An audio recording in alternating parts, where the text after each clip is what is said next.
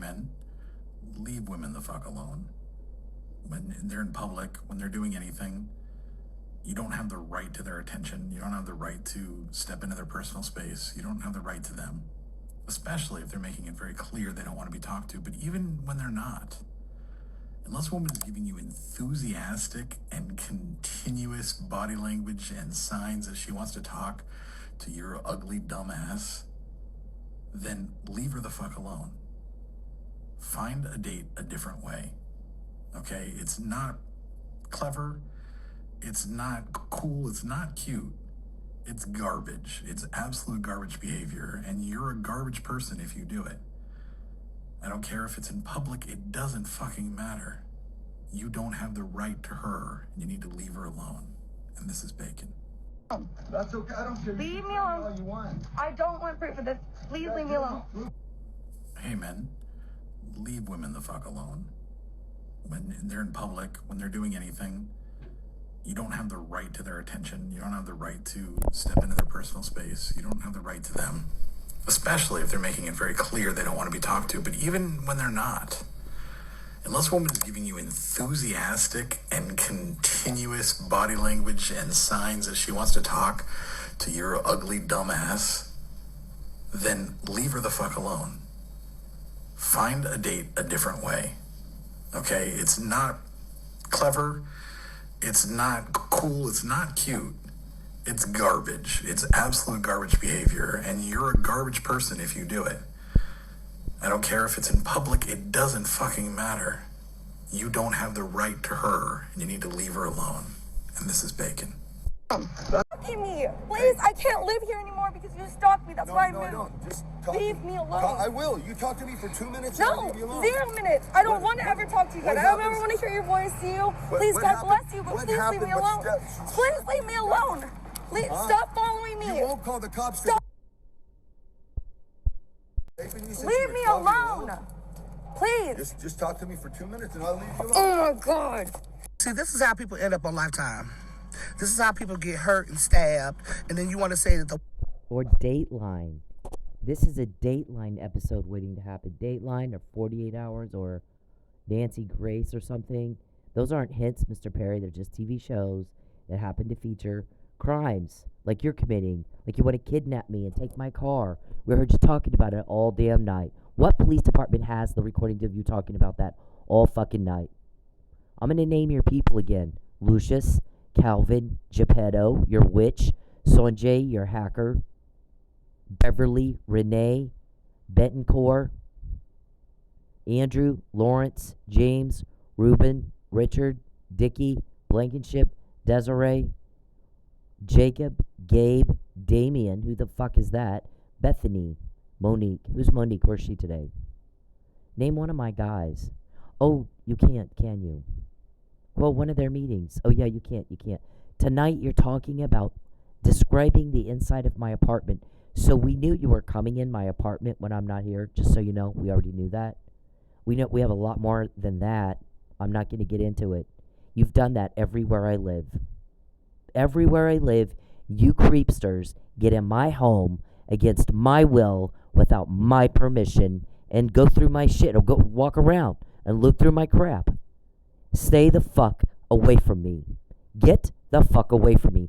You guys look so pathetic and weak right now. How many men are picking on one woman? How many men are so weak and so pussy and so coward and so pathetic?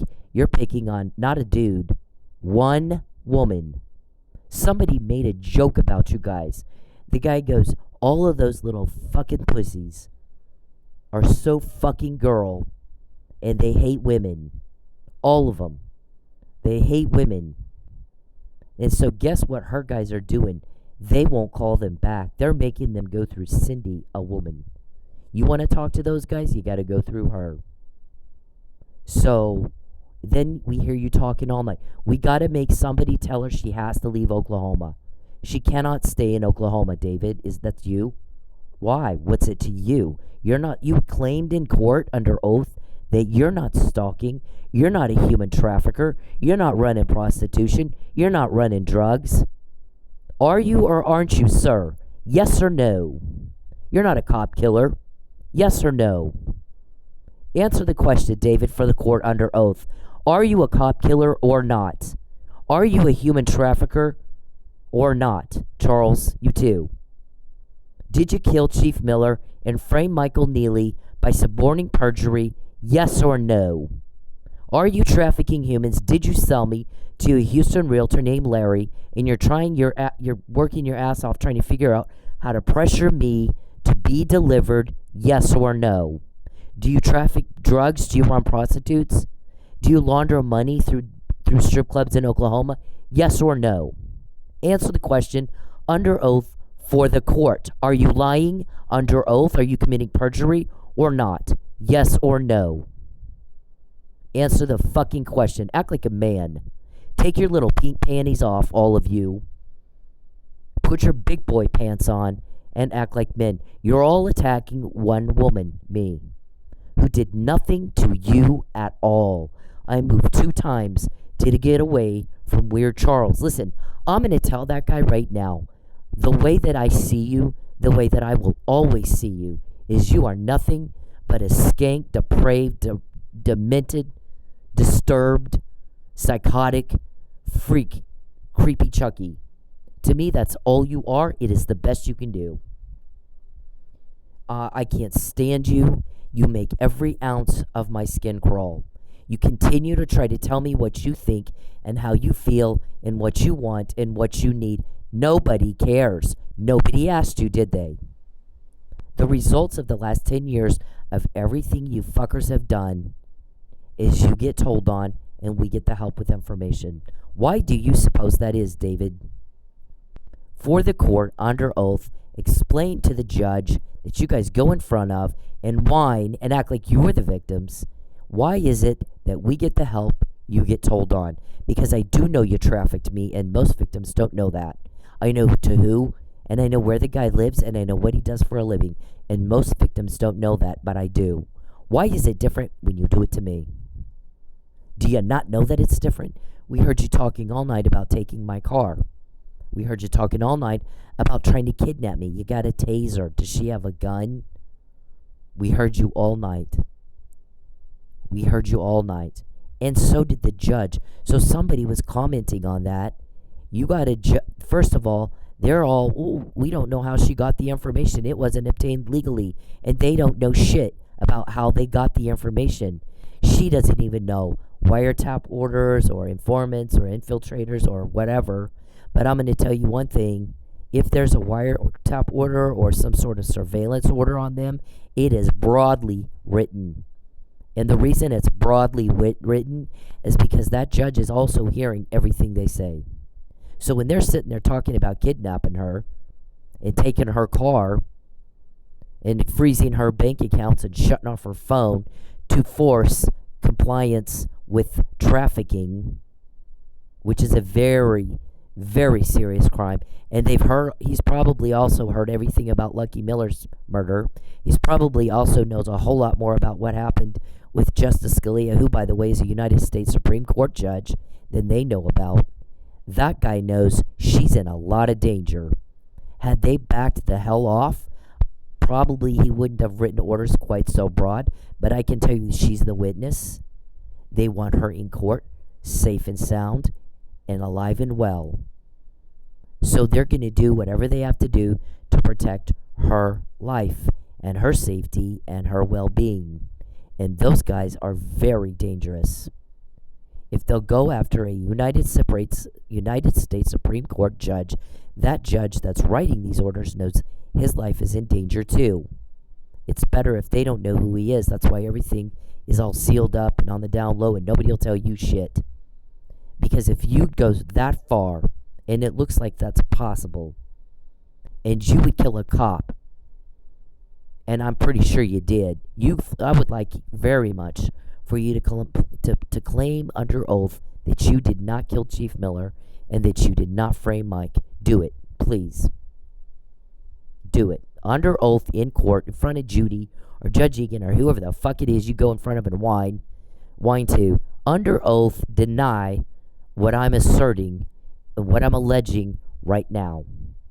or not right now, but when you guys play it before the court, go, oh, look, we're victims. Whine, whine, nag, nag, whine, whine. Yep, do it under oath. Deny the allegations are true. Under oath. Second thing is that he goes, that guy, that judge knows about all that. He's probably heard a whole lot of conversations between them and Mike. They're still talking. He's hearing, or whatever, whoever Mike is talking to about this, or on your behalf, or to you. They know he has heard all of that. So he knows his life is in danger if they would go that far, and hers sure as shit is. So my guess is, whatever orders he's got are very broadly written, and he has a reason to substantiate it. There's certainly exigent circumstances here. You got a witness. They don't want her in witness protection. She needs to be out there. Aren't I the bait? Didn't I say I'm the bait? One tough chick to be able to handle all that crap for 10 years, and she's not dead yet, and she's not kidnapped yet, and then, thank God, he said, I don't know how she's doing it. All these men attacking one woman and pretending like that makes them look innocent, and it does not. But what he said is, had they backed things off and not gone at her so hard, so heavy for so long, he wouldn't have been able to write the orders as broadly as he has. My guess is they're pretty fucking broadly written, and he's got a lot of reasons that would substantiate the need to do that. So they asked for it, they got it. March 2020, you don't invade her privacy. You do not contact her or her family in any way, shape, or form, directly or indirectly. You get your hands out of her fucking wallet and quit stealing her money.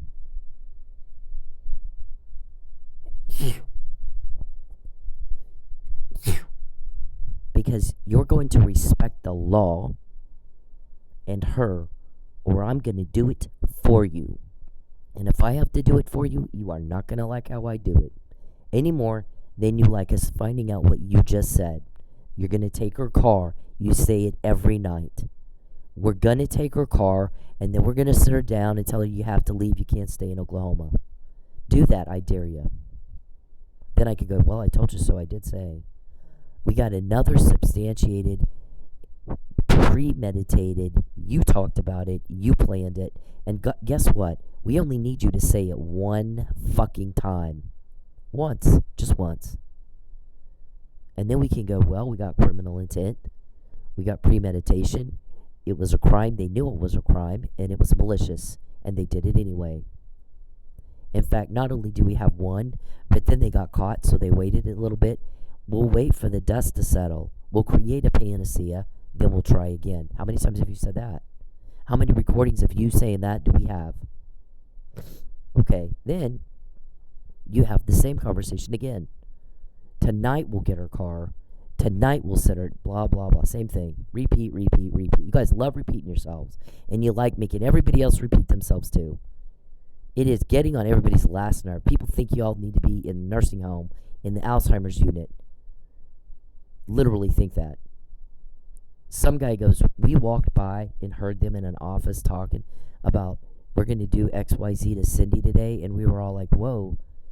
She just said that they already know that you're going to do that crime to her. Just said it. Well, yeah, but we're going to do it anyway, and then we'll do this, and then she'll do that. And they were like, nope. She already knows she's not going to do what you want. She won't do it. She already knows. Nah, we'll just, okay, fine, suit yourselves. The next day, they all come in, and they're all pissed off. She didn't do what we wanted her to do. And he goes, well, we told you. She knows. She just said it. Like, literally a few hours ago, just said it in a podcast. So you knew she knew, and you knew she's not going to do that. If she knows you're going to hurt her, she's not doing it. That's all you do all day, sit around and try to figure out how to hurt Cindy. With those guys helping her, told her. She talked about it in a podcast. You knew she knew. You did it anyway. Having the reasonable expectation that she was going to do what you wanted. Come on now with this. This is fucking. The guy goes, I'm off. These guys are headed down a rabbit hole. All of them need to be in a nursing home. It's like sitting there listening. It's like being in an insane asylum, listening to them talk. And we're all like, She already knows. She just said it. She's not going to do what you want. She knows what you're trying to do. There's no fucking way. Oh, no, she will. No, it's not going to happen. Then they get all shocked and dismayed. I can't believe she didn't do what we wanted. Oh, well, but we said she just talked about it. Just said it. These guys are, I mean, I can't even, they're not even functional. So, when you have the I'm going to take her car and we're going to tell her she has to leave Oklahoma and she can't stay here conversation over and over and over and over and over and over and over and over and over to pressure me to cooperate with being trafficked, which, by the way, isn't cooperation. It's by force still. It's illegal to do that. It's illegal to traffic. It comes with a life sentence, David, per count. Per count, David. How many do they have on you for that? What about you, Charles? When you contact me, Charles, we always find out more. I don't want to hear what you have to say. I don't give two fucks what you think. Nobody understands why you think I do. No one understands what in the hell is wrong with you that you think I care what you think. Didn't ask you, Connie, did I? So now we got not just one, but we got 2, and then 3, and then 4, and then 20, and then 100 of the same fucking conversation. And the judge actually asked that same question. Am I listening to them, or is this a fucking nursing home? He doesn't cuss. He didn't say fucking, but he said, is this a nursing home? Why are they having the same conversation over and over and over and over and over? They know that you've already caught them, right? Yeah. Cynthia told them that they've been caught. Yes. It's supposed to be a crime deterrent, by the way, when you get caught.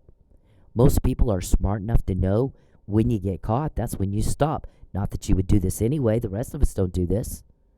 It's a crime for a reason, dum-dum. It's deviant. It's offensive. It's not it's not how we act in a civilized society. You act like that, you go to jail. That's why they're getting this. Look, I don't know what you guys tell yourselves in your little, strange-o meetings. We're getting the information that we're getting to use it to put you in jail. You go ahead and make up your own make-believe world. That's fine. We get the intel anyway. Doesn't matter to us what planet you live on. We're doing what we're doing for a reason. You don't have a bunch of people working this hard just to, do nothing. And just because you can't figure out how we get it, doesn't matter. It's not relevant, is it? When they arrest you and you go to court, they'll have to tell you how they got it. Then you can deal with it then. Meantime, when you run around going, it's not humanly possible for her to have that. And you got people going, well, I'm looking at it, so it is. Just because you can't figure out how, no one. They want to make sure you don't figure out how. Stupid. They're working very hard to make sure you don't know how, because you'll obstruct justice. You'll interfere with the investigation. They don't want that. They want to make sure that they investigate you and they get everything they can on you, and then they're going to go to court and put you in jail, just like that. So if you start finding out how they got what they got, you'll interrupt all that. You'll interfere. Well, they're going to make sure you don't do that. Stupid. How could you not know that? Anyways, everybody's sick of you. We're getting the help you're getting told on because everybody's sick of you. So we got you talking about your taser and kidnapping me, and can she, there's no carpet in her apartment, so she can't grab onto it. We'll have to bind and gag her. And we have got like 10 of those. And then we get you taken. We got to take her car. And then she'll go. Well, we got to tell her. Who can we get to tell her she can't live in Oklahoma? Okay, you're accused of stalking. So it's none of your business where I live, is it? Nope. Woman is crazy because she was the one walking down the street. Leave me alone. Leave me alone. Please. Just talk to me for 2 minutes and I'll leave you alone. Oh, God. See, this is how people end up on Lifetime. This is how people get hurt and stabbed, and then you want to say that the woman is crazy because she was the one walking down the street in whatever clothes that she was wearing. If a woman tells you to leave her alone and they're constantly walking away from you, that is your cue to back the hell up, turn around, and talk it up. She does not want to deal with you. And no, she does not have to give you an explanation. And no, she does not even have to give you 5 seconds of anybody's damn time, because you cannot control your primal feelings from your testosterone running through your veins till you see something pretty that you think you're supposed to have. Leave her alone.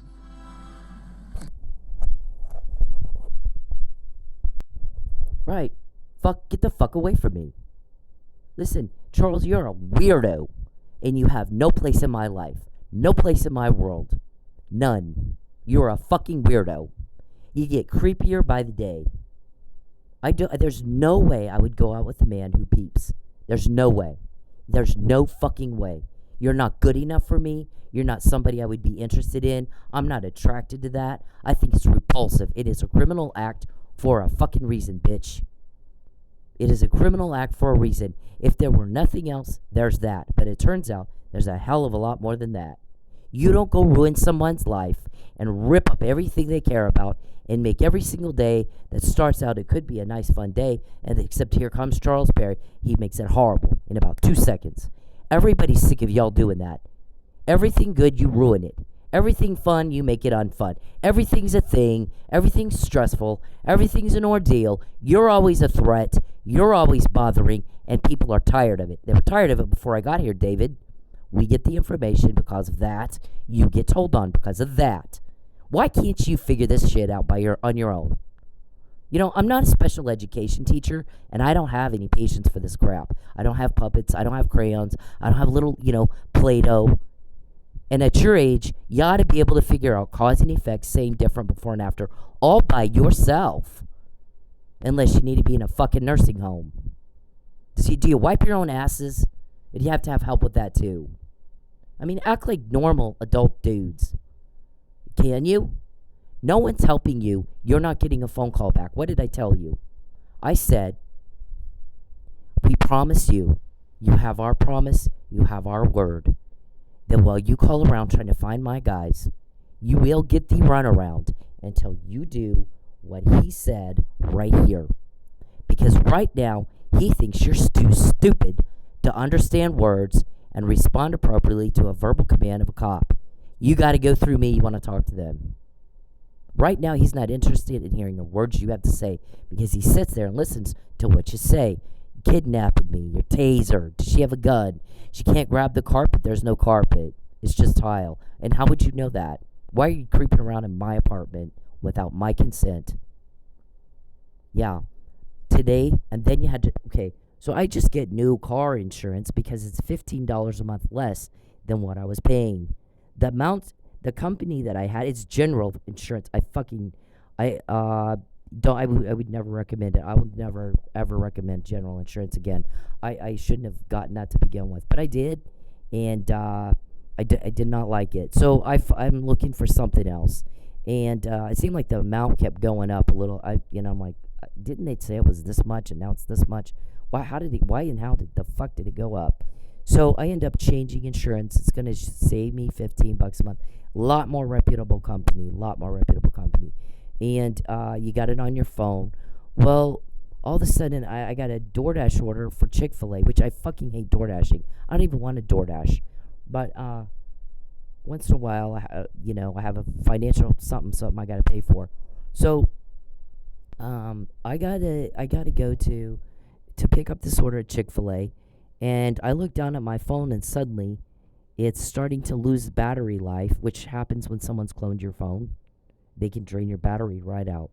They actually have an episode on the major crimes where the bad guy hacks their phones and all their phones are draining the battery. He's draining the battery out. So they knew he hacked their phones because they're all like looking at their phones going, why is our battery draining out? And one of their computer guys was like, we've been hacked. So they started figuring out that they had been hacked and how to get around all that, and the police department's phones had been hacked, and they knew that because the battery's draining. So I mean, this is not foreign concept that when someone's cloned your phone, that they can drain the battery out. So it's not like everybody was like, "Oh, what's happening? We don't know." We all knew. Okay, so the battery goes from 20% to off. I'm sitting there watching, and it goes 20, 19, 18, 17, 16, 15, just like that. Until it's off in about 10 seconds. And I'm like, the fuck? And the guys go, he's gonna have you pulled over. And I go, oh, brother. So I can't get to the customer's house because my phone's not even on. The battery has been drained, it's gone. Well, you got your car insurance on your phone too. So I get pulled over by a cop, I can't pull it up to show him I have insurance, can I? Yeah. So they're like, he's trying to get you pulled over. So go this way and go that way. Okay, so I end up getting my other phone, which also has the insurance on it, and I had to use a different phone. But that's the kind of stuff I have to deal with all the time. What that did is delayed me about 20 minutes from making the delivery and cost me another 2 or 3 orders. I could have made more money. So that's going on the list of money you've cost me that they'll pursue, if they can pursue it in restitution or after your arrest, then I can sue the hell out of you that you did that. So they're telling me what you're doing as you're doing it. I mean, you guys have asked the question, haven't you? How does she do that? How does she know to go that way instead of that way? We had a cop ready to pull her over on this street, and she didn't go on that street. She went on that street.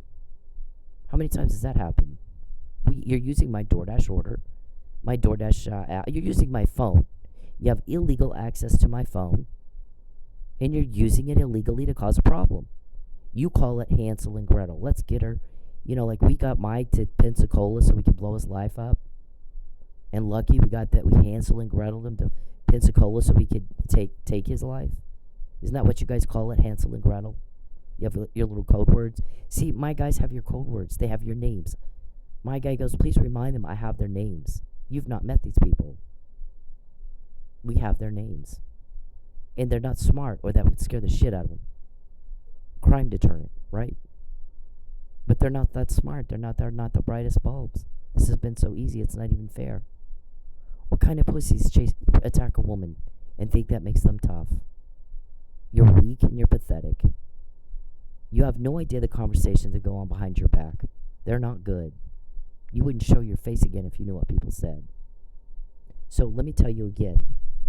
You have to go through me if you want to talk to the guys. They won't even consider a conversation with you directly until you do what he said. Because he's busy protecting me, running intel ops, and he has no time to get the fuck on the phone with some mentally challenged guy to repeat himself. Doesn't have it. He's busy.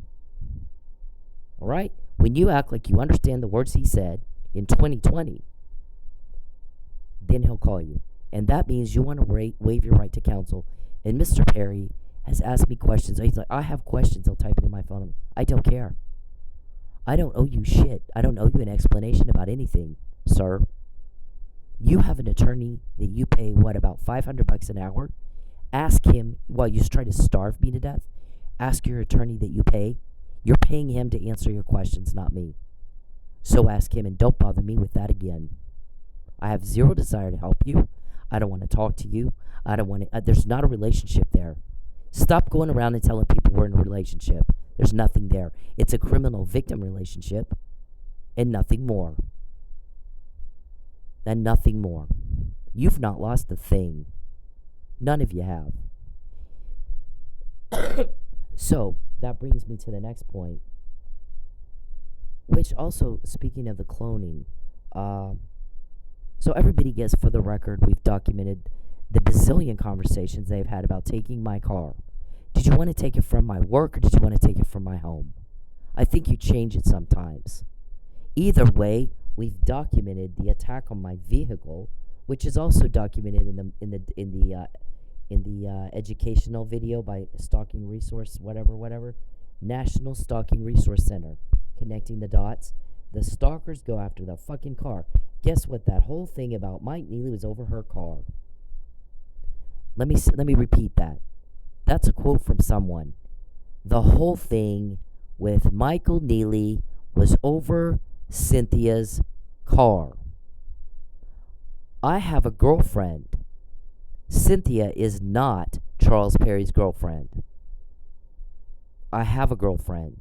I would never call her friends and family at all. But if I did, it would be to find out what she wants for Christmas or her birthday. Not to ask them to get information on her car so I can take it away from her. What an asshole. That is not what you do if you're trying to attract somebody to like you, but it is what you do if you're trying to traffic a woman and make a bunch of money illegally. Those are ill-gotten gains, by the way. Yeah. I caught your money laundering and you did not like that. But thank you for letting me know I'm right. I love it when a bad guy lets me know I'm right on the right track. The guys did not see that. I saw that. I found that. I caught that. Okay? You got a bunch of guys who are really, really, really good at what they do, and all of you have talked to the head guy face to face and you didn't even know it. In the last 10 years, every single one of you has talked face to face to the head guy and you did not know it. What did you... He really prefers to hit the target in a bar when they're drinking, because all kinds of shit slips out and you don't know what you said to him, do you? Or when you said it. Yeah, he's good at what he does, but I am too, or I would be working with him. You see this right here? First you hit me there, then you hit me there, then you hit me there, then you hit me there, and you had a brick thrown at me on the freeway. So everybody's very clear on the fact that you are after my car. Okay? You wanted, 2 days ago, I guess it was Calvin or somebody. I'm not told who I'm listening to. I'm trying to guess at the voice. You know, maybe I can recognize the voice. But it sounded like, I believe it to be was Calvin. He said, we really got to get Cindy back to Mo a good deal, because Mo messed up what he said. We've given him his script. We've done the role playing. We need him to tell her what we told him to say. So if we can take her car... okay, and you're caught on that, stupid. Charles is typing in my other phone. Yes, we do. Wow, okay. But you're caught. Wow, you're so dumb. Sometimes I don't even know how to respond to the stupid that you say. He was typing in my phone earlier. Yes, we want to kidnap you. What is wrong with you? What the fuck is wrong with you? Did you actually... Yeah, we want to kidnap you. He'll type in my phone. I'm here. I'm going to make you go. You're going. You're going to move. I get. Every day he does that, all day long. Is it this guy? Is it that guy? Is it your mom? Is it your family? Is it your kids? I'm not told who the leaks are. Wouldn't help you if I did. No, get the fuck out of my phone. Every day, all day long, I'm subjected to that kind of torment. I win. I'm gonna take. I take. I'm here. Oh my! I'm gonna take your car. Why don't you like me? Oh, for God's sake! It's like literally insane asylum. Literally, talking to a madman. Some crazy shit rant doesn't even make sense. Okay, so why didn't you like me? I ruined your life. I made you broke. Why don't you like me? Oh, for God's sake. Okay. So I guess my uncle. Okay, so we've gone over this whole thing with my family. My family and I were getting along fine. In 2019, I'm supposed to go for Christmas, and I don't have the money for gas because they jammed up my DoorDash app, so I couldn't make any money to just get gas. So I went home. I spent the day at Christmas at home in my apartment by myself again, and I text Tina, my cousin Craig's wife, and I'm like, I can't go. I don't have any money. She's like, okay, well, we understand. Fine, we'll see you some other time. That's the last I talked to her, really. Then we start hearing about them thinking that Charles and I are a couple and there's going to be a wedding. And I'm like, oh, for God's sake, there's no way. We're not together and there will never be a wedding. He's a wackadoo. And, stalking is about when one person has an imaginary romance, like John Hinckley did with Jodie Foster, and they just, and the other person's like, yeah, I don't think so. They're never actually together. There's actually no dates, because it's only real to one person and not to the other. The other person doesn't want anything to do with it. There's just nothing there. If there's a relationship, both people are in it, and they want to be in it. Or there's not a relationship. There's a daydream. There's a wishland. There's a wannabe. That's it. So that's what stalking is. Because the thing is, most people, everybody gets rejected. Everybody. I've been rejected. Everybody gets rejected. And you just move on. Next. You find somebody else. Next. It's not that hard to say next. And there are some folks that are mental, and they don't. They're stuck there in weirdo land, and they start following the person around, and like Mr. Perry puts cameras in women's homes, and then hacks and clones their phones and starts getting into their relationships and butting into stuff that's none of his business, like where I live, and doing weird shit, weirdo crap. Stalking is a crime because it's an offensive act, and you're old enough, they should know that. So let me just tell you, David and Charles and all you guys who sit around and go, she can't stay here. We got to tell her. Who can we get to tell her she has to leave? First of all, get out from behind your computer. You guys are awfully tough guy, all of you picking on one woman, when you're sitting behind a computer. It is unbelievable. I got, 20 guys after me. One woman. First of all, most men don't pick on women. If you get to know some of the real mafia, not the wannabe mafia, but the real mafia who's not weak, they don't mess with the women and the children. They only mess with the other, guys. Guys pick on guys. Or you're just weak and pathetic. So, if you watch the movie Casino, the whole thing blows up when they pick on Ginger, a woman. They start messing with Ginger, everything blows up. Now you don't have mafia, you have the fucking corporations. Anyways, so, what is, first of all, people have a very hard time justifying in their mind why a man would pick on a woman and be and take money and try to starve her and be even inhumane and violate just basic rights like privacy and food and shelter. Why the fuck would anyone do that? So a lot of people have a hard time understanding what is wrong with you that you're doing that. First of all. Second of all, on top of that, to make matters worse, you guys have all these meetings and make all these threats behind a computer, not to my face. It's always you sitting behind a computer like a pathetic little coward pussy, making these threats. We got to tell her she can't live in Oklahoma. First of all, not your business where I live. And I guess somebody goes, you mean you want to go tell the victim of your stalking where she can live? You're off your nut. Really?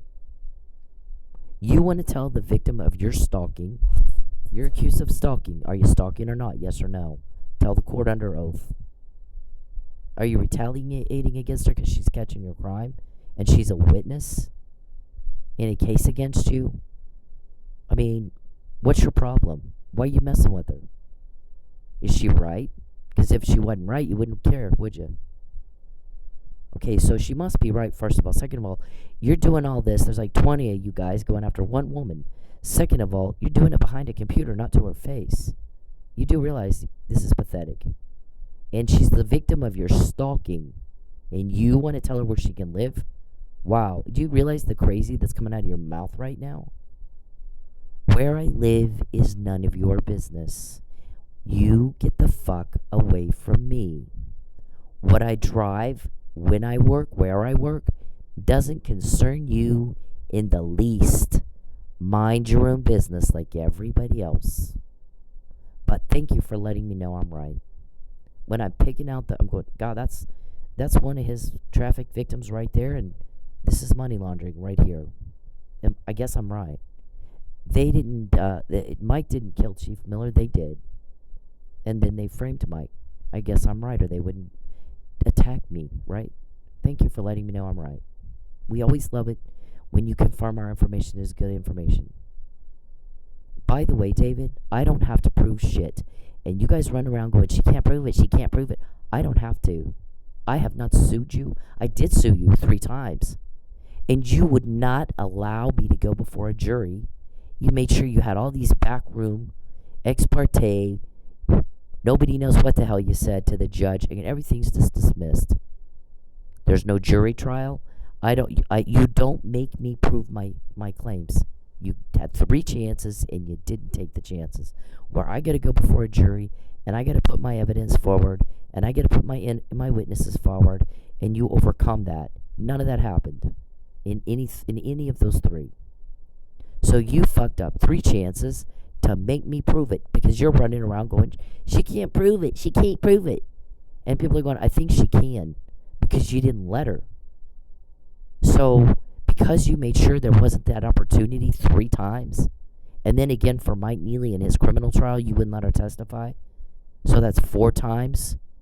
I think everybody gets it at this point. You're full of shit. By the way, you're insulting people's intelligence, and most people don't like that. Yeah, it's kind of not cool. It's like, get the hell out of my...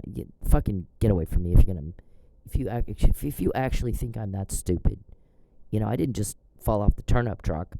If you're going to insult my intelligence like that, just get the fuck out of my face. Most people think that. I don't know what they say to your face.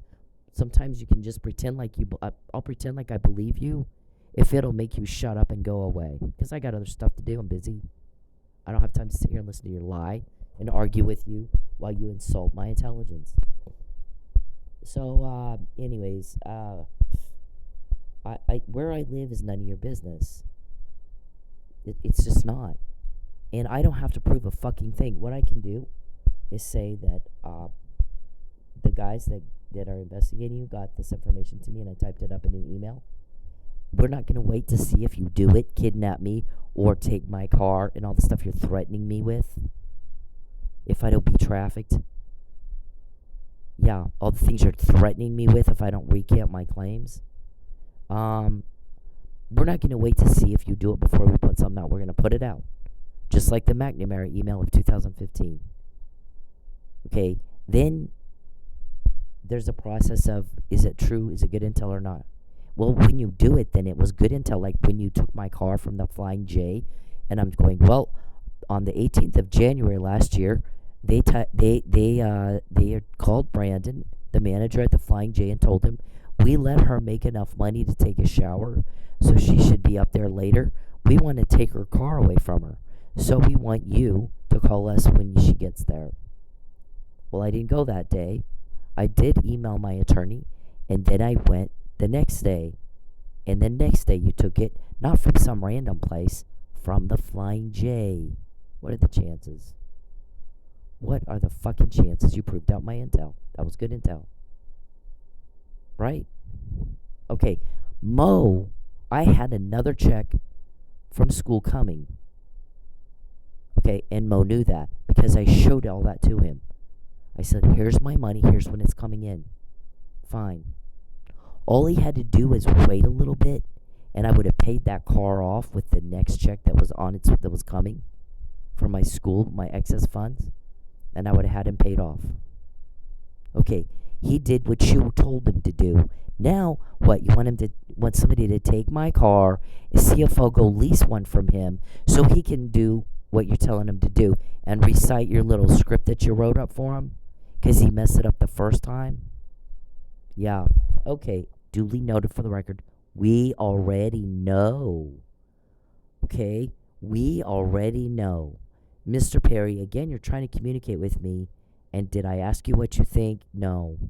We're going to get more of this because you just did what I told you I don't want you to do. I don't want to hear from you. It makes all of my skin crawl. It makes me want to throw up. You are the creepiest fuck on the planet. Get the hell out of my phone and out of my life. Get out of it. Get away from me. You've spent 10 years being rejected and told on, and rejected and told on, and laughed at and made fun of, and rejected and told on, and laughed at, and people make fun of you because you're a weirdo. You're offensive. You're vulgar. You're sick. You're twisted. Okay? Nobody likes you. We get the help. You get told on. Are you not getting this now? I've said it every day over and over and over and over.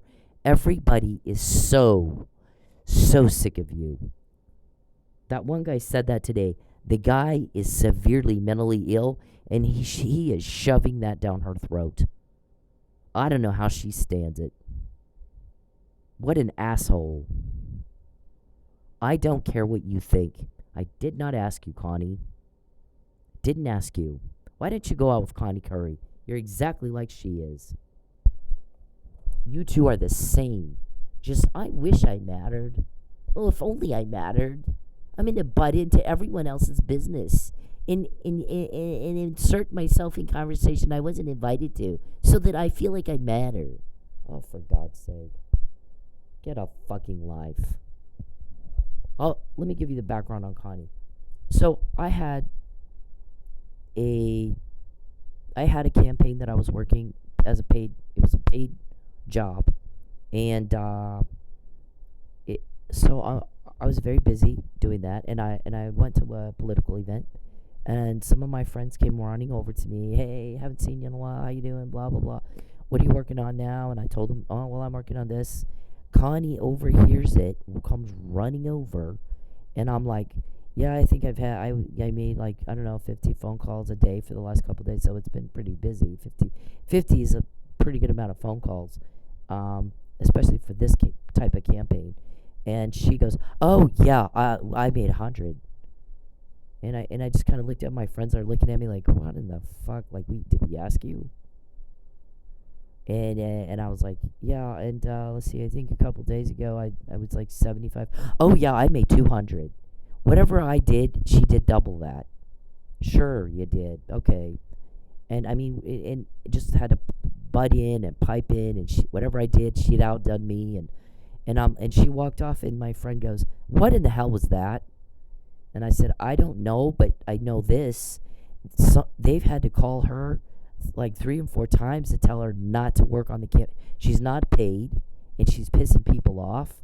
And there's been a couple of people that have told Jason Moore, I'm not going to vote for you for your whatever your thing you're trying to do here. I think it was caucus for speaker or something. I'm not going to vote for your caucus as speaker, whatever you're trying to do here. Because that woman called me and pissed me the hell off. Is she working for you? And he was like, she's not. She's not part of our campaign. She took it upon herself.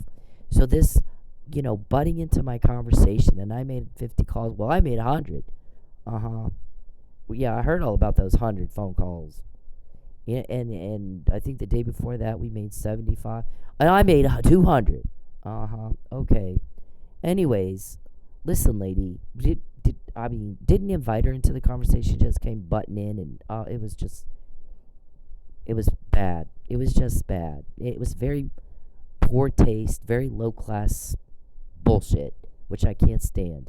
So Perry is the same way. He's always butting into my business. Always got to interject and tell me what he thinks, and I'm like, I'm in my phone. Keep in mind, I'm in my phone, trying to text my attorney or whoever, and he starts typing what he thinks right over my typing. Do you know how creepy that is? How inappropriate that is? Get the fuck out of my phone. Get the hell out of... I don't want to know what you think. I don't even want you anywhere near me. I don't give 2 fucks what you think. Get the fuck out of my phone. It's just the wackiest. I gotta live with this creepster, weirdo shit. It's illegal to clone someone's phone. It's illegal to hack someone's phone. It's illegal to use the phone, Lucius and Calvin and whoever, to get me to go down, Sheridan and 20 whatever, and have a cop there waiting to pull me over, and you shut my phone battery off so I can't pull up my insurance. Now, I don't know what happened tonight. We did know about that. I did go a different way, and I did do things that maybe a little different than what you thought I would, so I didn't get pulled over, but we heard you talking about it. We knew what you were trying to do. Okay? What do you want me to do? Do you want me to go find a cop, find a TPD officer, and say, I would like you to take a picture of my insurance and text it to Steve Quinsweiler, because everybody's worried about my insurance. So if you don't mind, go ahead and do that so I don't have to deal with a pullover again. Anyway, I got to go see Judge Hoffmeister again, and I got to go see James Hall again, and here we go again. Here's my insurance. I have insurance, and I've already emailed James and said, I'm being threatened again. You knew that this first deal was a threat. They dismissed the ticket, by the way. You knew my whole thing. Part of my whole argument in that traffic case was I've got human traffickers who have some cops on the payroll are acting corruptly, it appears. I'm going to say it appears at this point. We have to hear from the cop. When we go to trial, let's get the cop and ask him, Why in the hell did you pull me over? What led to that? Are you always at that intersection where you, and there's like 6 of them we were going to ask, right? Because you can get the list from the Freedom of Information Act if the DA refuses to give it to you, right? Yeah, anyways, we've been through all that. It got dismissed. So you want me to go through that again? Did you want to regurgitate what we've already said? So I emailed James, and I'm like, James, I'm getting threatened with another pullover. He already knows you're already threatening that. We've already documented it. My attorney's got a copy too. Okay, so what are you trying to prove? Picking on a woman behind a computer. Tell me to my face, you think I need to leave Oklahoma and that you think it's your business where I live. You're stalking victim. Do that. Your balls will be in your brain so fast you won't know what hit you. You get your taser out and you do whatever you think you need to do, okay? But make sure everybody knows, including your mobster buddies, that you're that weak and you're that pathetic. That you got 30 of you, 20, 30 of you, hiding behind a fucking computer, attacking one girl. We get the help, you get told on. Okay, so back to my family, and then I'm done with this. So we got the documented threat of kidnapping. We got the We got the documented threat of my car being taken again. Get her in the VIP and get it from her at work while she's in the VIP. Oh, I thought she was waitressing. Well, you can still get a VIP from her. You just have to pay double. But get her in the VIP while she's in the VIP, which we're stalking so we would know when she's in the VIP. We're sending a guy to stalk her at work and buy a VIP from her. While she's in there, then we'll take her car. We heard you again.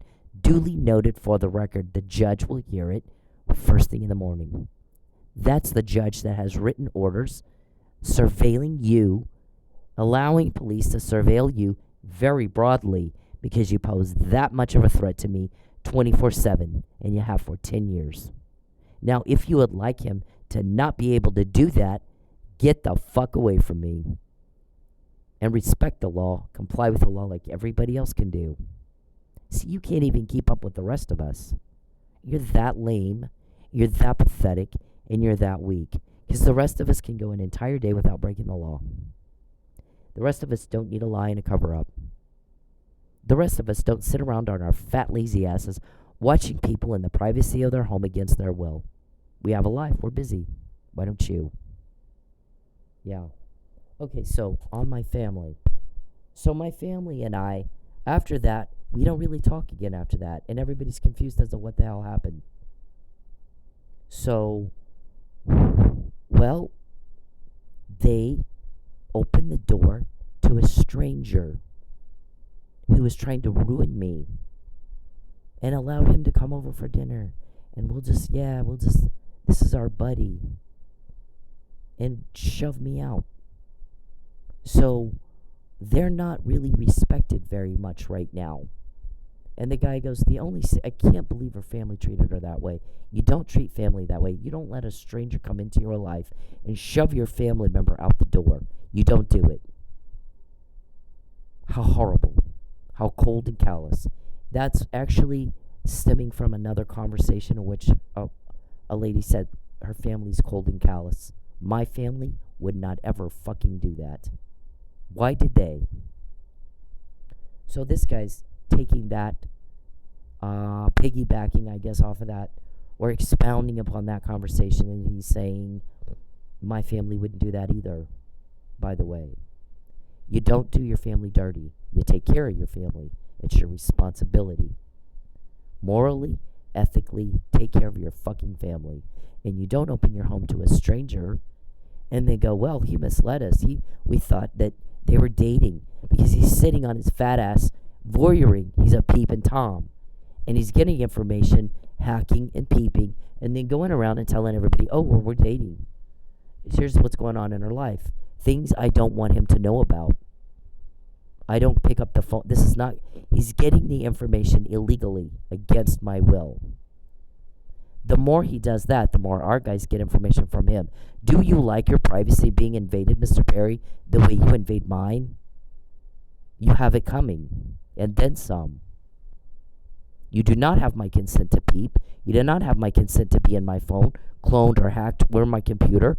Get the fuck out of my life. Get away from me, you sick fuck. Get away from me. I don't care what you think. I don't want to hear it. When you type in my phone, I'm here, I can see you. You act like you think that's supposed to be a good thing. It's horrible. Get away from me, you sick fuck. Get away from me. So my family, I guess, was told, the guy said, her family's being told they're dating. And her uncle says, I suspected at one point that he called me from her phone, that is his clone of her phone. Because he said, I'm calling from her phone. We're out shopping. She's doing something. He goes, I don't know. I was shopping somewhere else in the other part of the store, or in the dressing room trying on clothes or something. But he made it sound like they were together out on a date, and that he was having to use her phone. Now, looking back, now that I know now what I didn't know then, I think that he was calling me from a phone he cloned, from her phone that he cloned, not from her actual phone, the clone of the phone. And I want to know where she was when he was. Where was she really? She wasn't with him. So where was she when he made that phone call? I want to know where she was. Since I know now she wasn't with him. And this guy's kind of speculating, going, look, that helped a little bit with me understanding what in the fuck is wrong with her family, that they have done this to her. I want to know, here's what that made me want to know, though, is the second she went in May 2015 and asked for a protective order, that wasn't a little clue for you that she didn't like this guy? First of all. Second of all, what I would have told him, if you're a stranger, she's our family. You don't come back to my house without her. You come back to my house, she better be bringing you to my house, or you don't come back here. Because she's telling me something different. So I think maybe you're full of shit. The whole thing of making my family think that there was dating, this weirdo types in my phone, we're married, I'm going to get you pregnant. I'm like, oh my God. I have not seen Charles Perry since 2013. Don't want to see him. I moved 2 times to get away from him and to never again have to see him and to never again have to hear what he thinks.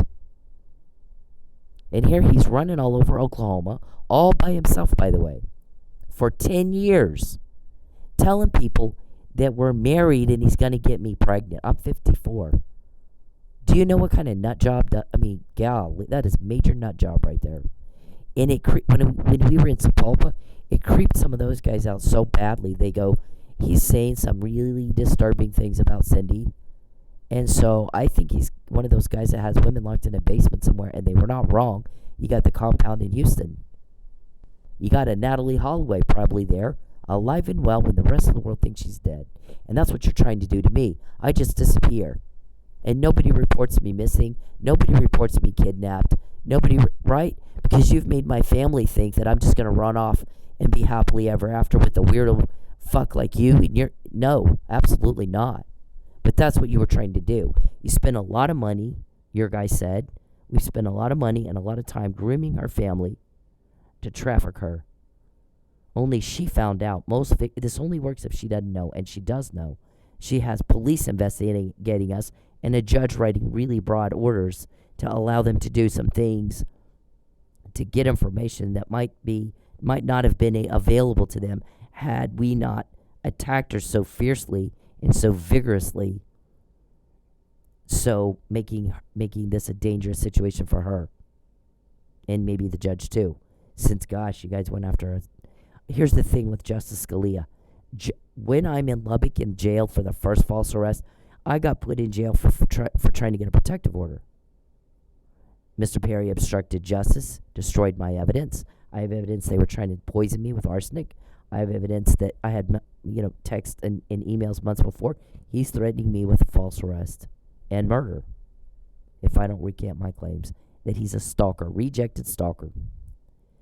And I had all that before. I've been over that. I'm not going over it again. Everybody has seen it. It's on the blog. Everybody can look at it. So I'm sitting in jail. While I'm in jail, every single inmate in there said, he is going to send you home, harass the fuck out of you. Then when you tell on him, he's going to claim you're harassing him. So he's now in Oklahoma trying to do things like wreck my car, take my car, mess with my family. And then when he gets told on, he's running around going, oh, she's harassing me. Okay, well, if you're a victim of crime in Oklahoma, get your ass out of Oklahoma. Or shut up. You don't live in Oklahoma? Nobody invited you to Oklahoma. Your family is in Lubbock. Why are you here? That's the big question, Mr. Perry. Everybody wants to know, why in the fuck are you here? I came here to be with my family and get away from you. It was my second move. I left Lubbock in November 2013, went to the Dallas area. You started butting into my life there, causing problems in my life there. So my son and I loaded what we could fit in my car and came up to Oklahoma. My cousin hid us out at the lake in his RV. For the first week or two we were here. Hid us. In an RV by the lake. He won't find you out by the lake. Okay, he knew we were trying to get away from you. He knew. The guy said her attempt to get a protective order, which was denied in part because I forgot to bring the police report. You have to have it, and you knew that. So I filed another police report because they escalate. And somebody said that too. Whatever he does, it's always just going to be another stalking event, another stalking escalation, exactly like her doctor said. He can't get attention unless he's causing a problem because she does not like him. And who would? All the shit he does to her. That's not how you get a date. Not how you get a date. It's how you go to jail. So the guy's like, this, Mr. Perry, shut up. Please get out of my phone. You're never going to get even a date with me. You're not going to get one. You're not into women. You're into deviant men. For 10 years, you've done everything that repulses women and attracts deviant men. And that's what you're surrounded with. And so cut the bullshit already. Okay? Stop insulting everyone's intelligence, sir. Stop. This, now I even lost my fucking train of thought. So, I don't remember what I was saying. I don't remember. Okay, so, this thing with my family, that he was going to harass. Okay, so Justice Scalia is a First Amendment judge. He's one of the judges. There's a joint interview between him and Ruth Bader Ginsburg where they're both talking about Twitter and the First Amendment and all that stuff. And he says there's a lot of political rhetoric on Twitter. Some of it is distasteful, some of it's whatever, but we have the right to First Amendment. The flag burning, if I'm king, I say the guy should be hung for burning the flag. But I'm not king, and we have a constitution, and he has the right to express his opinion. And so I decided that was a First Amendment right to free speech. And Ruth Bader Ginsburg said, Justice Ginsburg said, I agree. Contrary to what you might hear on the news, we agree on a lot of things. Just some of the major things that's covered in the media, like abortion or gay rights and so forth, those issues we disagree on, but pretty much everything else we agree on. They were best friends. She the more liberal, he the more conservative. As it turns out, while they're planning to do that to me, another fraud upon a court, to do another false arrest just like the first one, where's the evidence of a political vendetta, Mr. Perry? You're the new guy. I'm well established. On the caucus thing I was talking about, you voted the same thing. You were one of 16 people that voted the way we asked you to vote. Were you not? So we were on the same side. It was a caucus for speaker, right? Were you not one of the 16 guys that voted exactly like what we were asking people to vote? I think you did. Why did you tell the truth, sir? Where's the political vendetta? Where's the proof of a political vendetta? Your weird little noises are not helping you. That gets us information. Your weird little doll is not helping you. That gets us information. You contact me, we get more information. Do you just like getting caught? What is your problem? Okay? You'll get my phone and make weird noises. I mean, this guy's truly whacked. Truly whacked. It's embarrassing. He embarrasses me. I wouldn't be seen with him for millions. There's no way. He's not good enough. He's a weirdo. Okay, so it's just a whack job. Where's Jackie, your wife? What betrayal to your wife, Jackie, that you're always in Oklahoma bothering me, sitting on your fat, lazy ass watching me in my house against my will, without my consent. Explain that to your wife. Why do you do that? Why do you think that's hot and sexy? It's not. You're repulsive. So our shrink's like, he's not into women. He's into deviant men. Because Cindy's made it very clear, here's what I like in men. He does exactly the opposite. Everything she likes, he absolutely refuses to do that. Everything she hates, he does. The more she says she hates it, the more he does it. That is not what a man does if he's trying to attract a woman. That's what a man does who's a deviant man.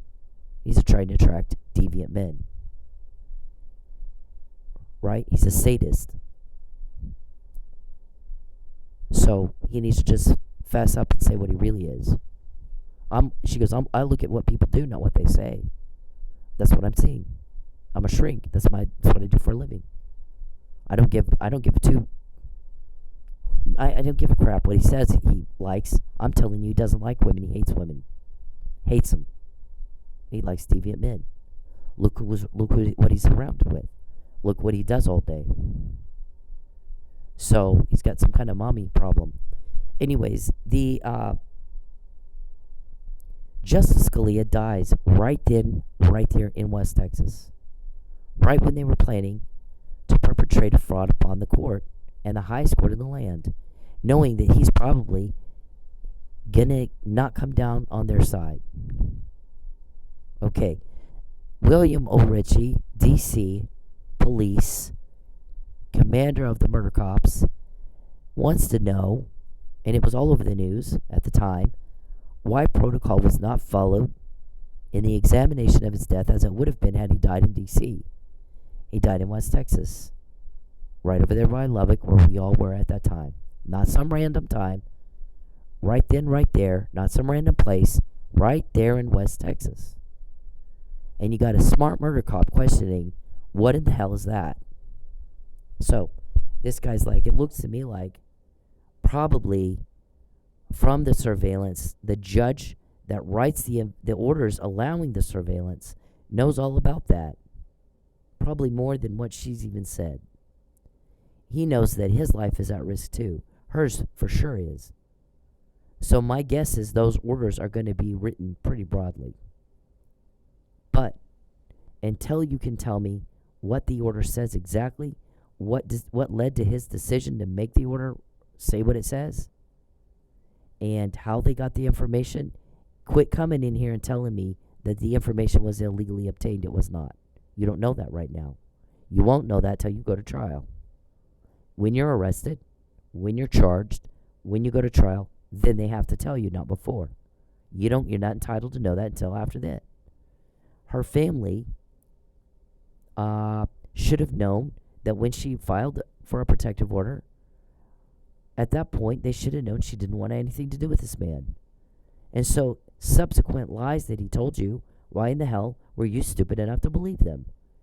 And why in the hell did you not tell the guy what I would have told the guy if he was doing it to my family? Don't come back to my home unless she's bringing you. I dated Saeed. They saw me with Saeed.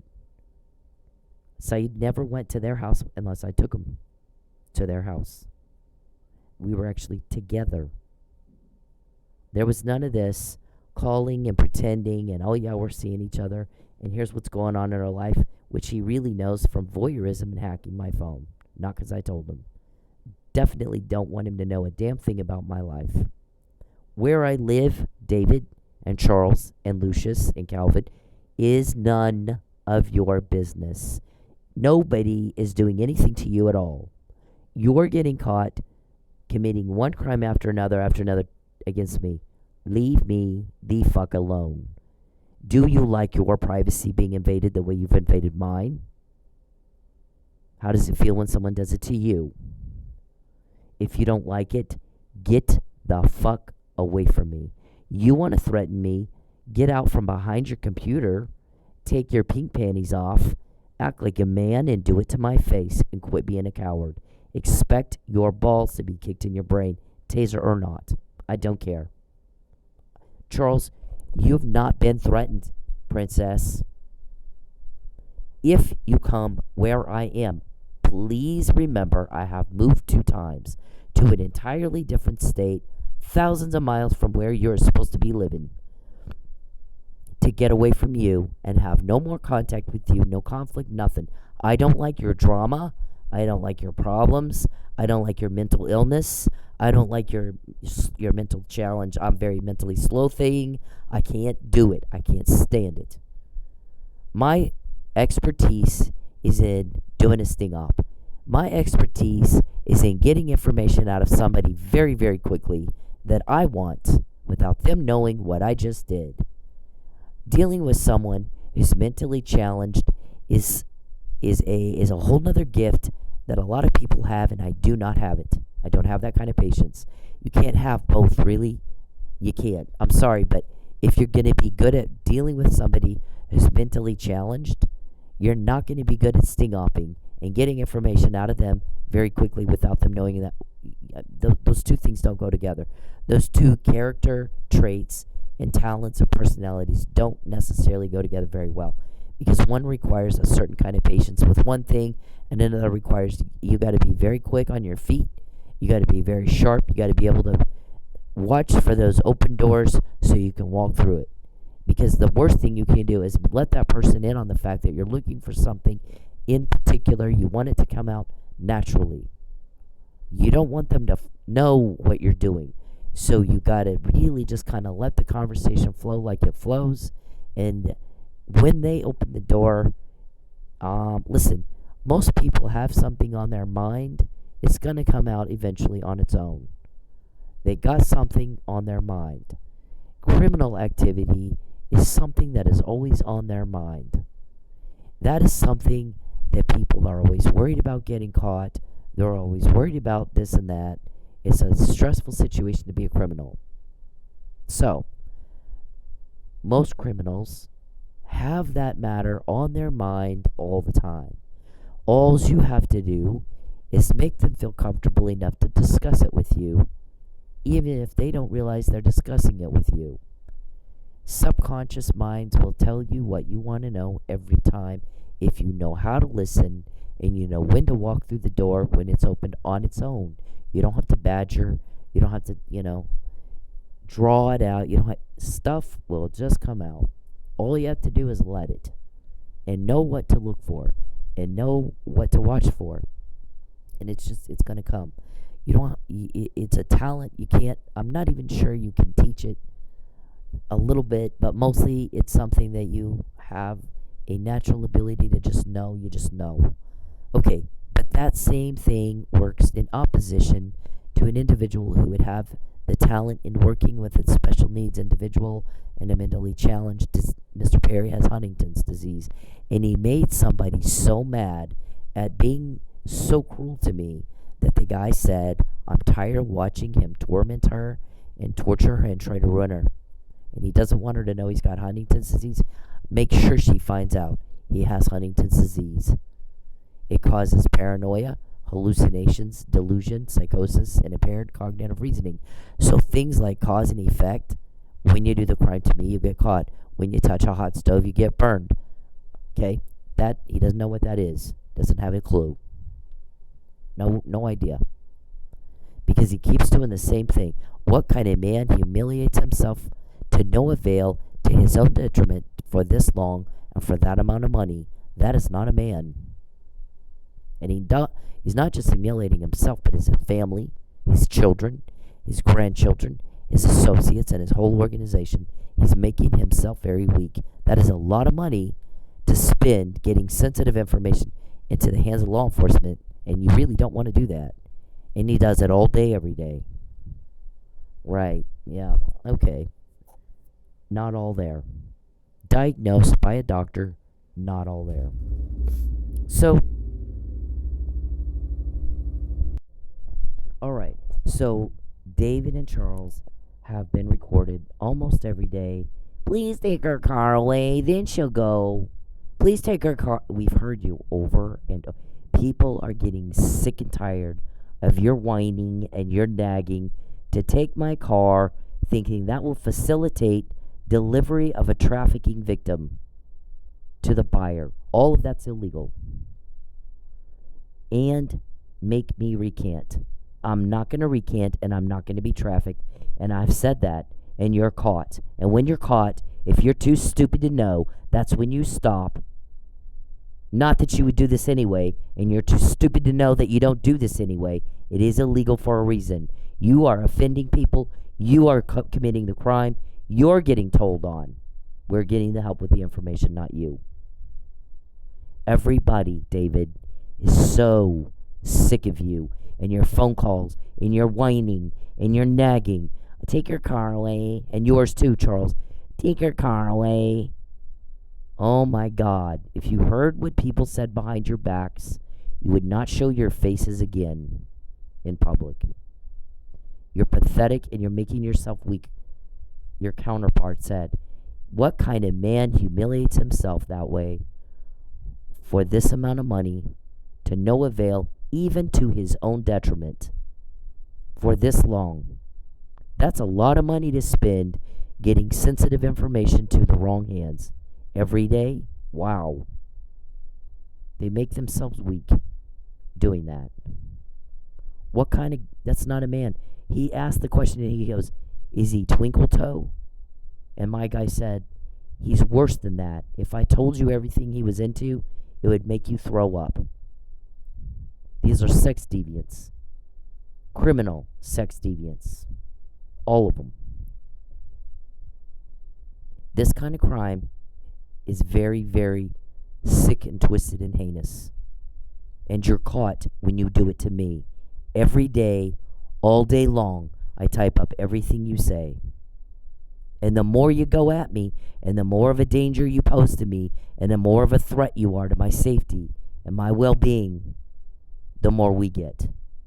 Touch a hot stove, you get burned. Do the crime to me, you'll get caught. And if you can't tell the cause and the effect by now, there's no hope for your brain's gone. Your brain is gone. Charles, I don't like you. You're rejected and you're told on. And that's all you got to show for the past 10 years of your life. You're not wanted. Nobody's in love with you. No woman's trying to hold your hand. You're a reject and you're a failure. And you're told on because everybody is sick of you. You were never invited here. Ever. Never were you invited here. I just said the kind of guy that I would be attracted to, and I guess my friend told them this, was Saeed. My ex-husband was good to me. He was much more limited on his income, and we had 2 children to feed.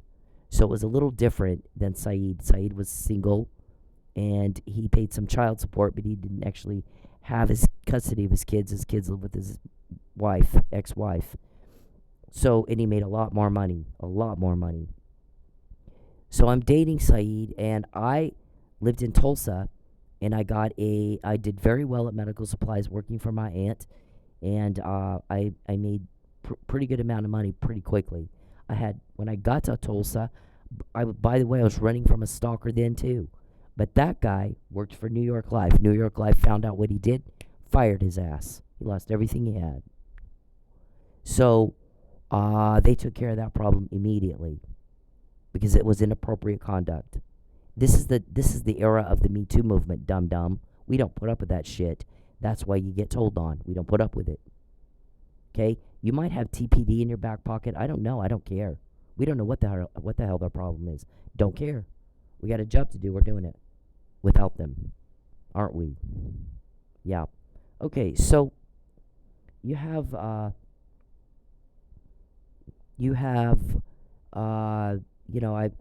had $15,000 in debt when I got here. Credit cards. I paid all of that off in about 90 days. Bought a Saturn. At the time, Saturn was the thing to get. So I buy a Saturn. It was my first finance car. And I moved to Vegas with Saeed. He started a medical supply for me there. And I get there, and he's like, let's get you a better car. Let's get you an Infiniti. So we go to the Infiniti dealership. And he said, pick out the car. We'll make sure you make the money to pay for it. Okay. So I pick out a Q40. Well, I said I wanted a J30, and he was like, no. J30 is not, get the Q45. Q45 is a $40,000 car in 1993. I got a Q45. That's the kind of person I would be attracted to. I think it was like our third date. He says, I got you something. I got you some perfume. And he bought me Eternity, which at the time was a very expensive, perfume. It was like $80 perfume. So, I mean, we went out to eat at very expensive restaurants pretty much every night. Once in a while, he'd go, I'm spending too much money going out to eat. I'm going to cook chicken curry tonight. So he'd cook chicken curry. And then we'd go right back to that eating out every night. That's the kind of person I'm used to. That's the kind of person I would date. I won't have anything to do with somebody that's canned food. And I'm going to take, and I'm going to get, and I'm going to take. I'm going to ruin you. I made you broke. Why don't you like me? Jesus, what could it be? What could it be? You're not my kind. You don't fit into my crowd. I don't do weirdo. I don't do peep and Tom. I don't do cop killer. I don't do pedophile. And in my opinion, that's who you are. That's what you are. You will always forever be creepy Chucky to me and nothing more. The bad thing that happened. Here comes Charles to ruin everything good. Here comes Charles to take everything I have. Here comes Charles to make a perfectly wonderful day horrible. The second he walks in, that's how it is. And somebody said that. I can imagine they have leaks. Because when Charles and Dave are around, everything's a big problem and big drama. And it's not too long and everybody's broke. And I can tell you for sure, everybody's sick and tired of that. What's mine is mine and what's yours is mine. Nope, it's not actually, sir. Deal. So we heard you whining and nagging about the car again. Please take our car. Please take our car. People are sick of you doing that to me. They're sick and tired of it. So we get it every time you do it. We get it. Listen to the words I'm saying, dum-dum. Every time you ask that question, please take her car away. Then she'll call me. Then she'll like me. Then she'll be forced to do what we say. Everybody's sick and tired of it. We get it every time you say it. The judges heard it every time you say it. So yeah, the orders are written pretty fucking broadly. You're a threat to me. They want me in that courtroom to testify against you. Safe and sound. Are you going to witness tamper? Huh? You trying to get rid of a witness that knows what really you are? What you really are? Are you going to prove me right? Huh? Looks like you're trying to prove me right is what it looks like. Looks like you did kill Chief Miller. You did frame Mike. You did traffic me. You are trying to kidnap me. You are trying to take my car and freeze my bank accounts and shut off my phone and cause problem after problem after problem. So you can go, oh, you can't live in Oklahoma anymore. You're going to do what we say. Really? Tell me that to my face. Don't do it behind a computer. Bring your taser. Okay? Bring it and expect to get your balls kicked up in your brain. Expect it. I don't go where you are. You're not under threat, Mr. Perry, unless you come where I am. You're not going to get your throat slit ear to ear unless you raped my kid. You raped my kid, I'll do it in a heartbeat and I won't think twice about it. Okay? You stay away from me. You stay away from my family. You sick son of a bitch. Stay away from everybody. Stay away from us. And the guy is right. The guy's right. That said her family should have. Why weren't they questioning why she's never with him? Why the hell did they not question that?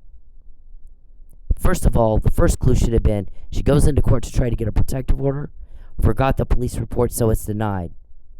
Otherwise, why, if she's trying to get the protective order, that should be like a little clue. She doesn't like him. The second thing is, when he's coming over to their house all the time, one of them should have said, you don't come to my house again. You're a stranger. Don't come to my house again unless she's bringing you. Because I need to see that she likes you. Because right now I don't know. Because what she's telling us is not the same as what you're telling me. And I think you might be full of shit.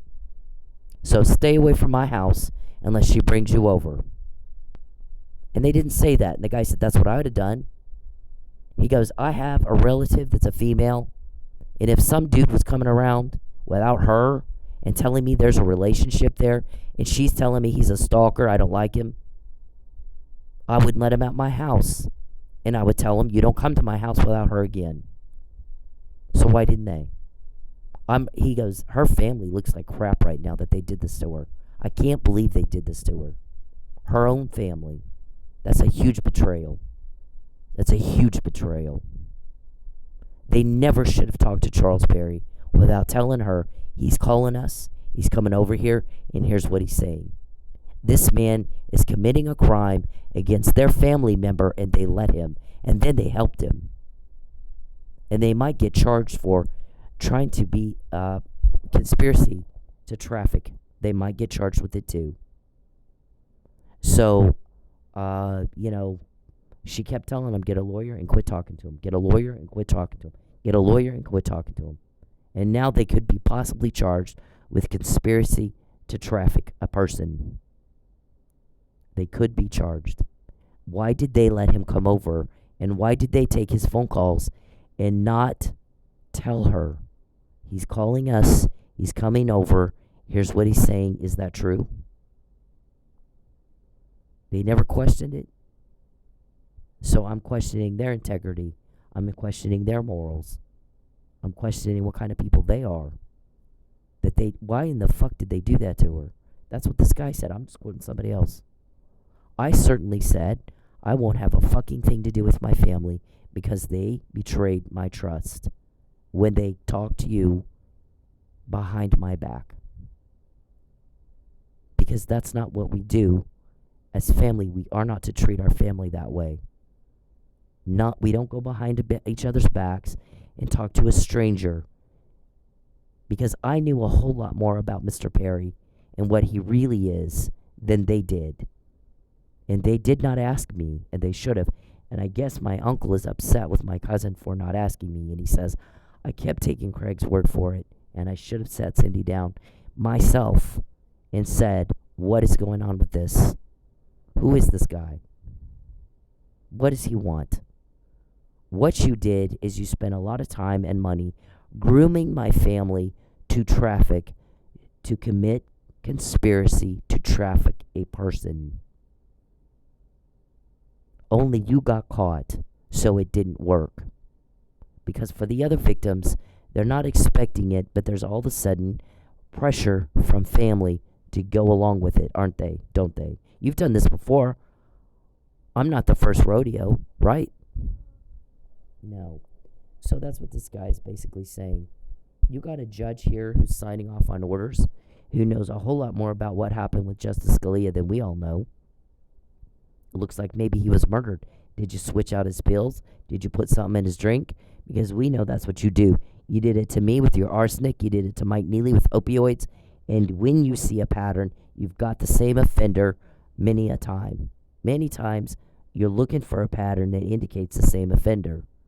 You're looking for that individual having a connection to the person who is the victim of murder or trafficking or car vandalism, where there's 4 car accidents, all hit at the wheel.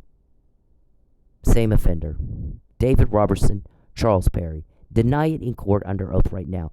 When you play this for the judge to claim that you're the victim of harassment, you tell the judge, did you wreck my car, yes or no, under oath? Are you trying to take the car I have now, yes or no, under oath, with the intent to force and push and pressure me to cooperate with being trafficked, which is not cooperation. It is force and it is coercion. And I said, no, fuck you. You forget who it is you're talking to. We get the help with the information you get told on. And you guys act like you think it's the other way around. Name one of my guys. Quote one meeting. Look at this. Look at that. Yeah. All damn day. Talking about kidnapping you. Talking about tasering you.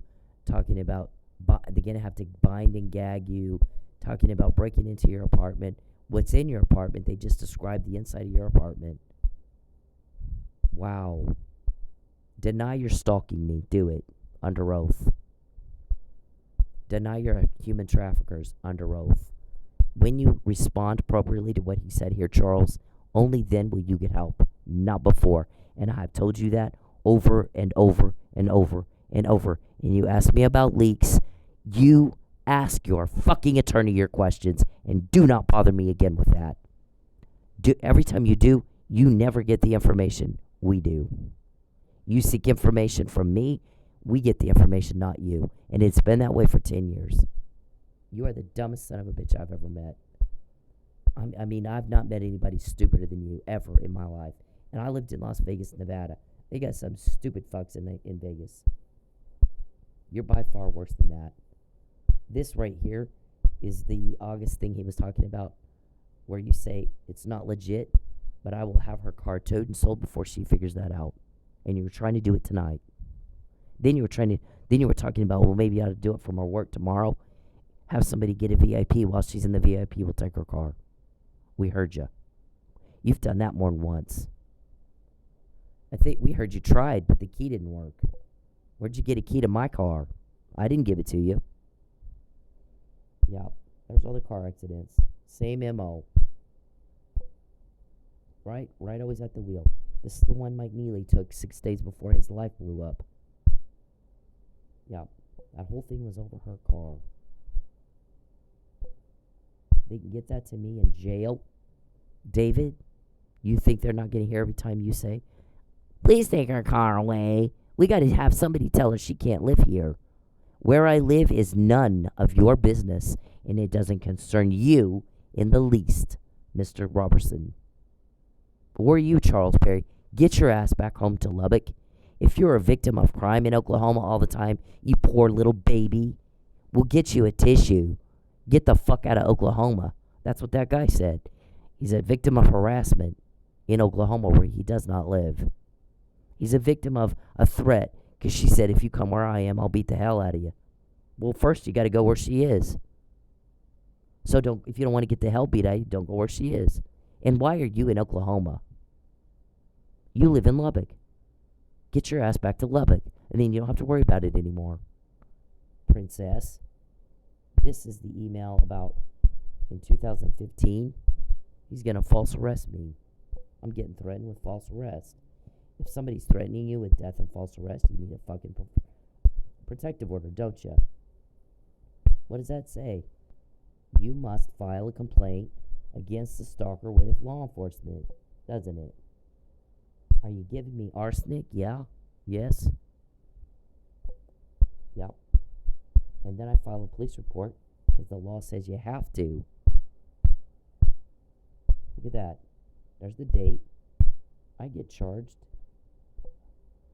Wasn't even a week. It was about a week.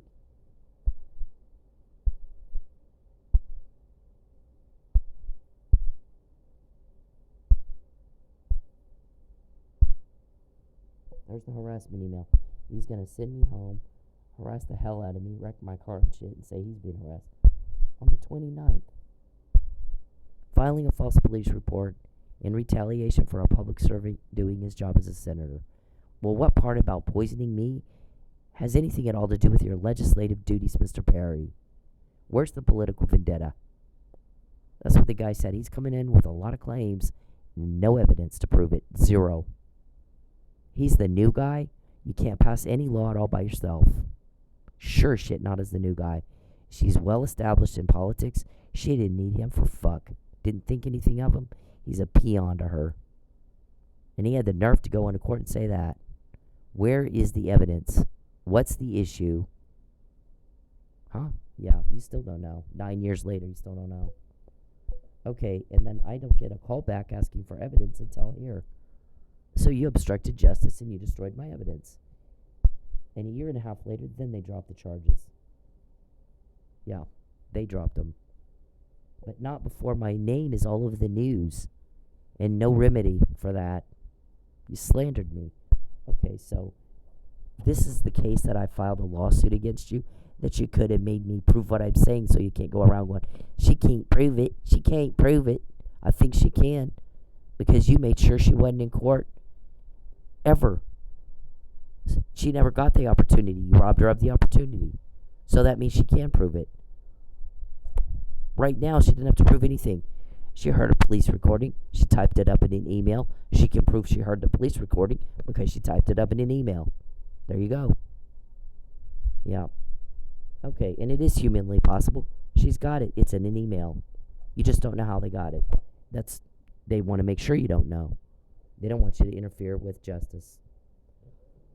I also said on the 4th, what did I say? Something about a false arrest is not going to vindicate him. Yeah. He acts like a false arrest and killing me is going to vindicate him. It's not going to prove he's not stalking me. It's going to prove he is stalking me. My police report wasn't filed till the 21st, and the arrest was on the 29th, so I'd already sent this. Nobody will suspect a thing. We're hillbillies. Country bumpkins. Quit acting like everybody just fell off a turnip truck. Okay, so I'm around senators like this. Harry Reid. Yeah, you think I'm going to think Mr. Perry, little peon from Lubbock, Texas, who hadn't even voted half the time, all of a sudden gets elected to the Senate. Well, first to the state assembly. Then he got elected to the Senate.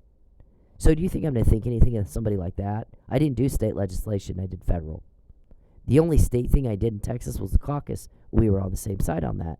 You were one of 16 guys on our side.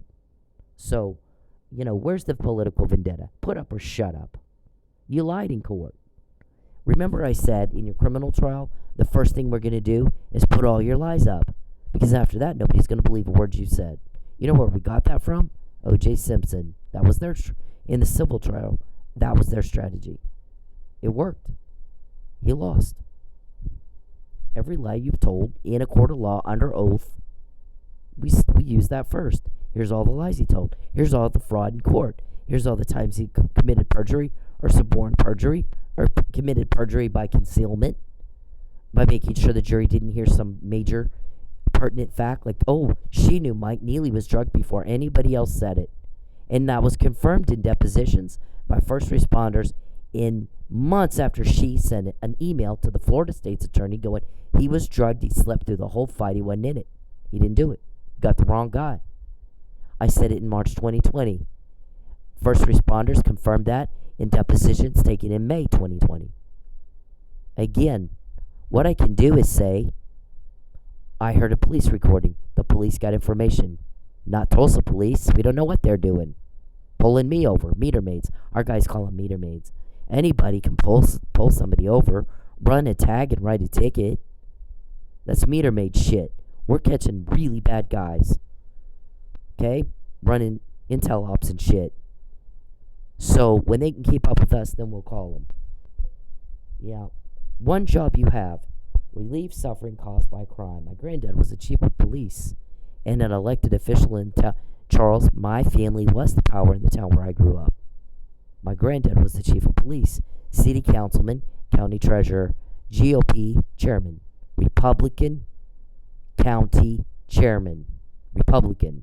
I'm a Republican. Okay? Fuck you. If you can't support your claim with evidence, you are making a fool of yourself. You need to shut up. And I couldn't give two fucks what you think. You're a whack job. You didn't even make sense. Don't get on my phone again and go, I'm here. I'm going to take your car. I made you broke. Call me. I'm going to make you go. You're moving. I'm going to make you move. My life, where I live, where I work, what I do, what I drive, is none of your concern. None of it. You mind your own business. And if you like the nosy types, Connie Curry's your girl. I would never go out with a man who peeps. You do not have my consent to do that. You never did. You don't have my consent to take my car. You don't have my consent to know where I live, where my car is, where I work, and fuck you, stalker. So we heard you again. We're going to kidnap her. We're going to take her car tonight. I got a taser. We heard you. The judge will hear you in a couple of hours. The same judge that this guy goes, first of all, don't come to me and say they got information illegally. because you have no idea how they got it. And don't say it's not humanly possible. She has it, so it is humanly possible.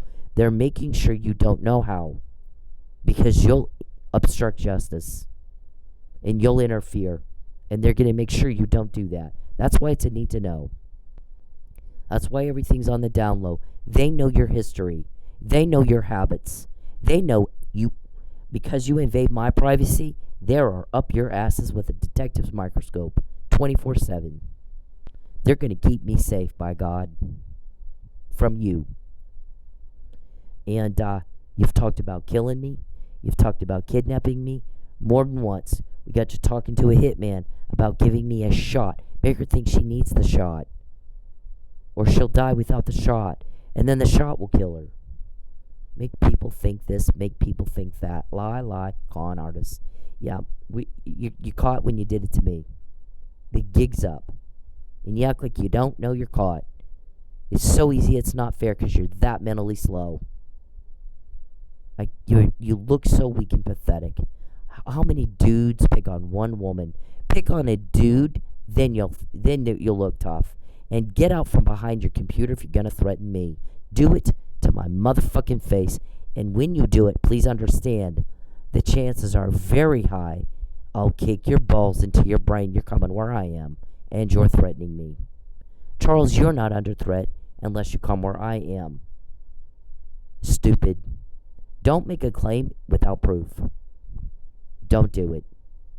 Okay? You look like a fucking buffoon. You really do. So, this is my granddad's, the Roswell Police Department. There's my granddad's name right there. You know what his belief was? Relieve suffering caused by crime. That is the one job of a cop.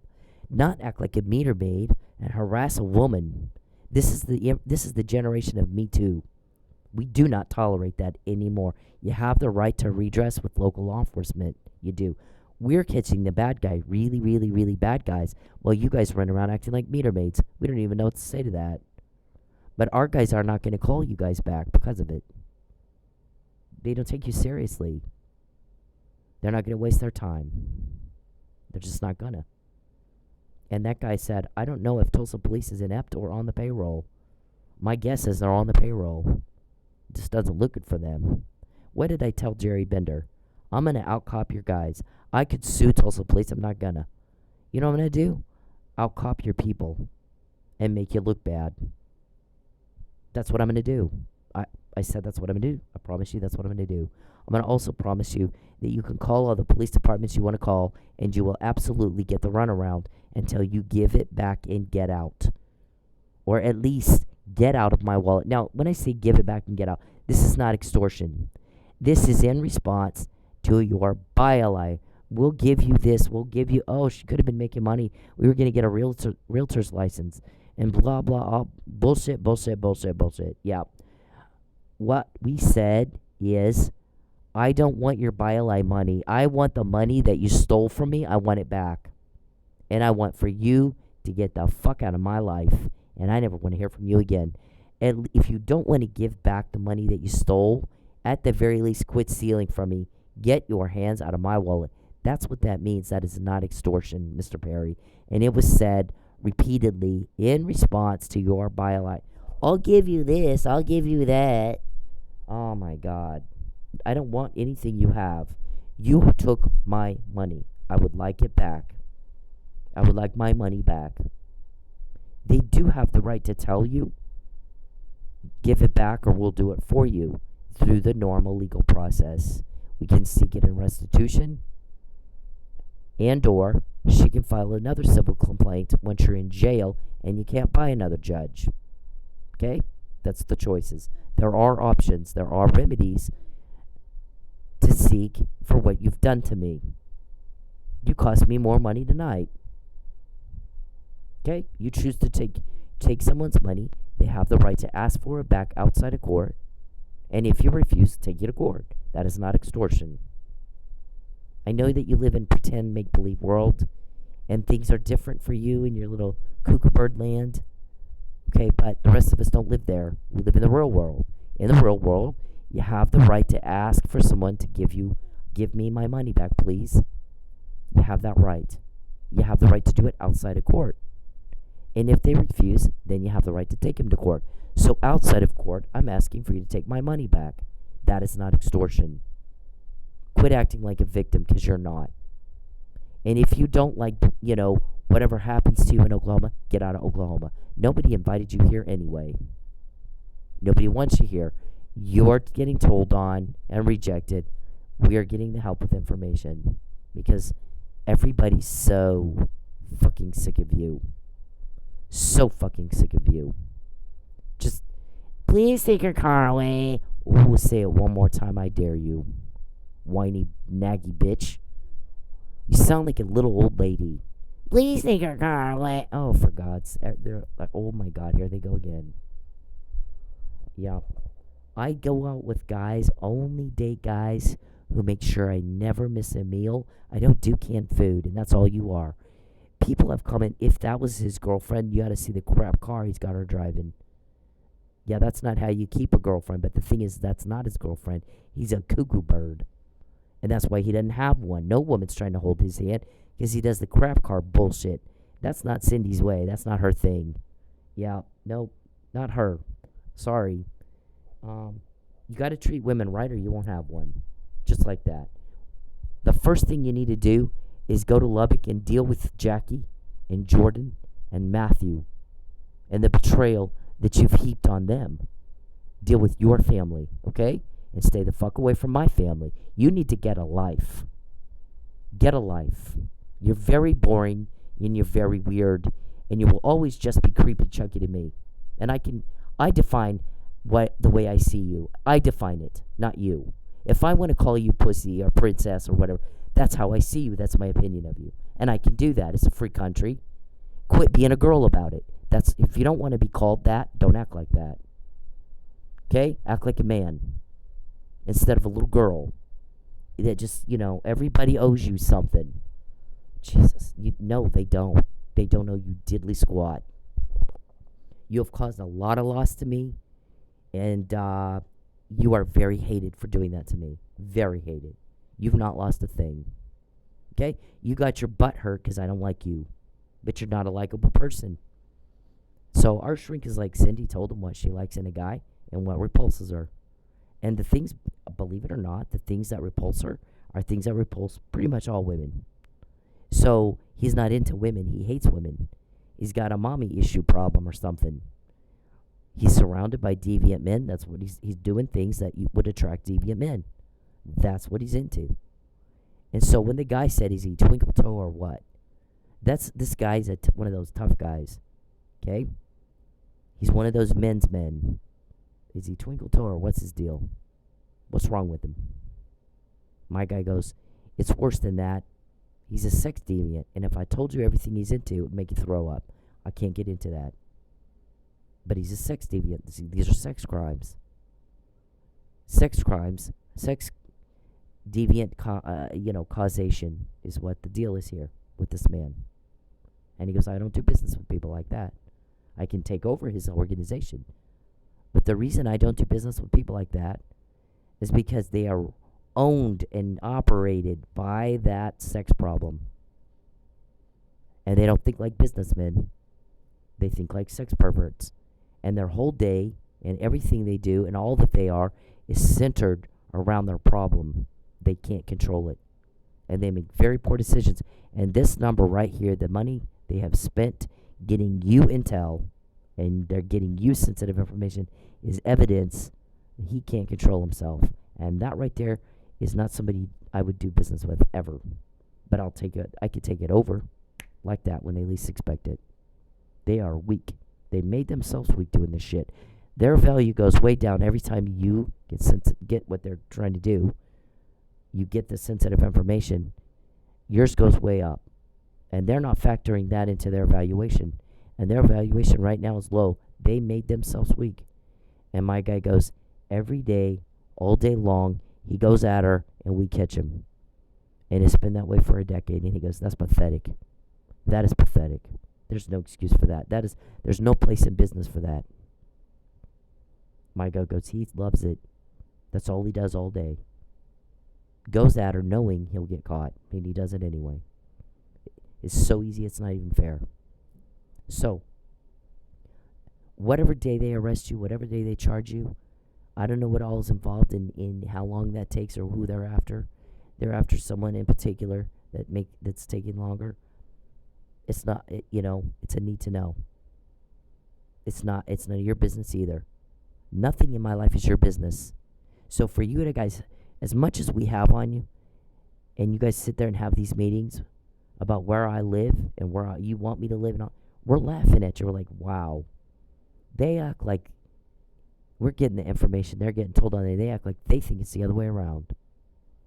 I don't even know what to say to that. I don't even have words for that. This is what a cop is supposed to do. It's the one and only job you've got.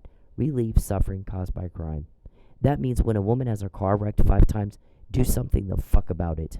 You got the same pattern. You got the same offender. The same guy who killed another cop. You know what? A lot of cops don't think it was cute that people in Oklahoma just didn't do shit. Governor Stitt didn't lift a finger to help Michael. And so there's a lot of cops that were very offended by that conduct. That we're the only ones fighting for Mike Neely, and people here are just trying to cover it up. So guess what? There's a lot of cops outside of Oklahoma that didn't think that was funny. They thought it was pretty hideous, pretty offensive. And that's your problem. You have to deal with you live with your choices, right? Feel. You're filming my father and my fucking sister. So when they invade your privacy, how does it feel? You like having your privacy invaded the way you invade mine? I guess you do. Because he said, don't invade her privacy. Don't contact her or her family in any way, shape, or form. Directly or indirectly, she's not to be broke. Quit stealing her money. Get your hand out of her wallet. Respect the law. Respect her, or I'm going to do it for you. And quit acting like you're a victim in Oklahoma. If you're the victim of crime in Oklahoma, get your ass out of Oklahoma, Charles. And go home to your family. You got a lot of explaining to do, don't you? Now, in a court of law, under oath, are you trafficking or not? Yes or no? Are you trying to take my car to facilitate trafficking delivery? Yes or no? And a recant? Yes or no? Are you peeping? Yes or no? Are you hacking and cloning my phone? Yes or no? Are you using my DoorDash app to Hansel and Gretel me or get me to a certain location where you think you can have me pulled over? Yes or no? What is it your business what's in my apartment? Are you going in my apartment when I'm not there? Yes or no? Are you having someone else do it? Yes or no, David? Answer the questions. Did you kill Chief Miller and frame Mike? Yes or no? Are you trying to kidnap me? Yes or no? Under oath, answer those questions. Okay? How does this make you Is that feel? the one that put all those scratches on your arm? You want to see the Scratches? pictures? You want, I got I scratches. can show you the pictures right now. No, I want you to. I'm a stalker, and I have pictures of you everywhere you go. And Charles goes, I'm not stalking. I've got all these pictures of her in Oklahoma, just doing her normal life stuff, door dashing, grocery, at her house. I got all these pictures of her in Oklahoma where I don't live and wasn't invited to prove I'm not a stalker. Oh my God, wow. Leave my family fucking alone. Keep hanging outside of there. Monkey, hit the road. Dude, I promise you, you're gonna get yours and you're I gonna don't get give a it fuck. good. You can bring. I'm gonna get you.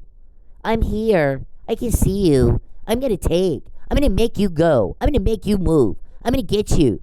All damn day. Oh my, and you're like, get the fuck away from me. Where I live, what I'm doing, we're not married, we're nothing. You're always just creepy chunky to me. You're just rejected and told on. And don't go around telling people we're in a relationship or not. You're in one all by yourself. Whack job. I rejected you and I left.